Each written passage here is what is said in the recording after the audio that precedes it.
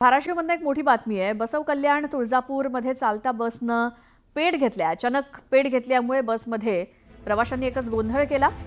लोहारा तालुक्यातल्या लोकमंगल कारखान्याजवळची ही घटना आहे। बसमधून प्रवास करत होते हे 70 प्रवासी आणि त्यातच या बसनं पेट घेतला। चालकाच्या वेळीच लक्षात आल्यामुळे मोठा अनर्थ टळला। पोलीस आणि अग्निशमन दलानं ही आग विझवली। यामध्ये बस मात्र पूर्णपणे जळून खाक झाली। अधिक माहितीसाठी आपण जाऊयात। आमचे प्रतिनिधी बालाजी निरफळ आपल्या सोबत फोन लाईन वरती आहेत। बालाजी, ही बस कुठून कुठे चालली होती, कोणती बस होती आणि कसा पेट घेतला, कधीची घटना आहे? श्वेता, ही अगदी काही वेळापूर्वीची घटना आहे। बस व कल्याण कर्नाटक मधून जे आहे ते तुळजापूरच्या साठी ही बस येत होती आणि लोहारा तालुक्यात आल्यावर लोकमंगल कारखान्याजवळ ते आल्यावर चालकाच्या लक्षात आलं की बसच्या ट्रेनिंगच्या बाजूला धूर निघत आहे। तेवढं लक्षात येईपर्यंत श्वेता जे आहे त्या बसनं तिथून मोठा जाळ जो आहे तो सुरू झाला, पेट घेतला आणि सगळीकडे जो आहे तो एसटी बसमध्ये धूर निघाला। आपल्याला विशेषतः माहिती की बसमध्ये प्रवास करणारे सगळे वयोवृद्ध नागरिक व महिलांचा जास्त समावेश असतो, त्यामुळे एकच गोंधळ जो आहे तो निघाला। आपण दृश्यामध्ये सुद्धा पाहू शकतो की मोठा धूर जो आहे तो निघाला। मात्र प्रसंगावधान राखत जे आहे ते चालकाने व वाहकाने जे प्रवासी आहे ते खाली उतरवले। मात्र गोंधळ पाहता सगळं तिथल्या काही लोकांनी अग्निशमन दलाने हा सगळा आग विझवण्याचा प्रयत्न केला। श्वेता, अगदी 10-15 दिवसापूर्वी तुळजापूर च्या आगारात देखील अशीच बस पेटली होती। आता ही घटना दुसरी आहे। उन्हाचा पारा जो वाढत चाललेला आहे त्यात बसची अवस्था दुरावस्था असल्याने बस सगळ्या खिडक्या झालेल्या आहेत, इंजिनची कामं निघाली आहेत। त्यामुळे अशा दुर्घटना घडत, त्यामुळे महामंडळानं निश्चितच खबरदारी घेतली पाहिजे। आजचं जरी दुर्घटनेत काही कोणी जखमी नसलं तिथून महामंडळाने बसची निश्चितच काळजी घेणं गरजेचं वाटतं। श्वेता, बिलकुल धन्यवाद बालाजी या सगळ्या माहितीसाठी। आणि दृश्य आपण ही धक्कादायक बघतोय। या बसमधून इतका मोठ्या प्रमाणात धूर निघतोय। सगळे ज्येष्ठ नागरिक आहेत आणि त्यांना वेळीच खाली उतरवलं, ही बस रिकामी केली, त्यामुळे मोठा धोका टळलाय, जीवितहानी टळली आहे। मात्र या बसमधनं मोठ्या प्रमाणात धूर निघतोय। चालक आणि वाहकांनी सगळ्या प्रवाशांना खाली उतरवलंय। धाराशिवमध्ये एक बस आग लागतानाच आधी जो काही धूर निघाला होता त्यानंतर चालकानं आणि वाहकानं प्रसंगावधान दाखवत सगळ्यांना खाली उतरवलं। ही बस या आगीमध्ये जळून खाक झाली आहे।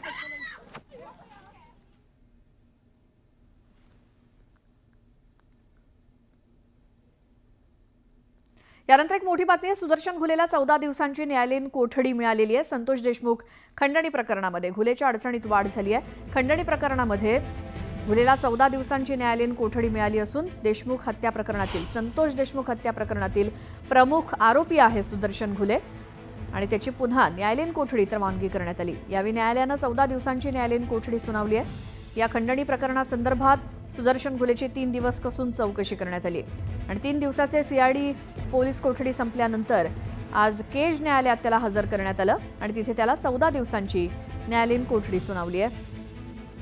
सुदर्शन घुलेला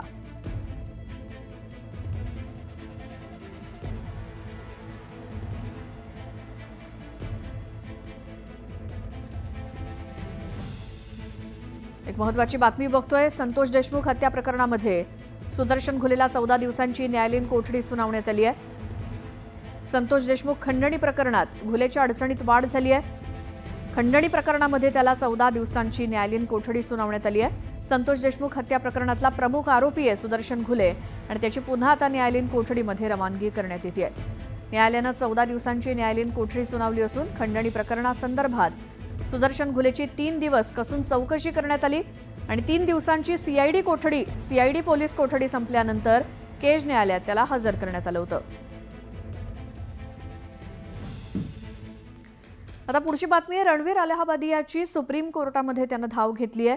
देशभर दाखल होत असलेल्या एफआयआरला त्यानं आव्हान दिलंय आणि तातडीनं सुनावणी घेण्यास मात्र सुप्रीम कोर्टानं नकार दिलाय।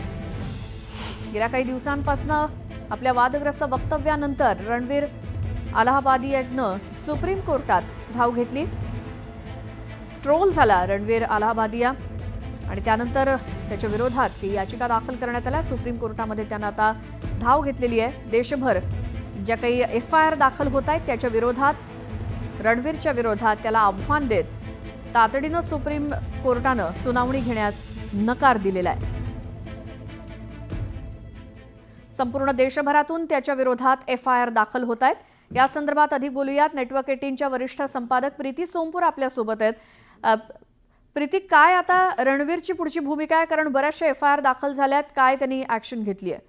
रणवीर अलाहाबादी आणि समय रैनावर इंडियाज गॉट टॅलेंट जे प्रोग्राम आहे त्याच्यामध्ये आसाम पोलिसांनी केस रजिस्टर केलेला आहे। मुंबई पोलिसांनी पण याची इन्क्वायरी सुरू केलेली आहे। मुंबई पोलिसांनी आज समन्स पण इश्यू केलेला आहे रणवीर अलाहाबादियाला। पण याच्या अगोदरी रणवीर अलाहाबादियाने आज सकाळी सुप्रीम कोर्टात एक पिटिशन फाईल केली आहे। त्यांच्या असं सांगायचं आहे तातडीची सुनवाई त्यांनी माग केलेली आहे सुप्रीम कोर्टामध्ये, पण सुप्रीम कोर्टने नकार दिलेला आहे। आणि आता 2-3 दिवसात जे आहे रणवीरचा जे केस आहे ते आता सुप्रीम कोर्टमध्ये लिस्टेड होणार। बिलकुल प्रीती, धन्यवाद या माहितीसाठी। तर रणवीर अलाहाबादी आता सुप्रीम कोर्टात गेलाय आपल्या विरोधात होत असलेल्या FIR संदर्भात, मात्र सुप्रीम कोर्टानं तातडीनं सुनावणी घेण्यास नकार दिलाय। या सगळ्या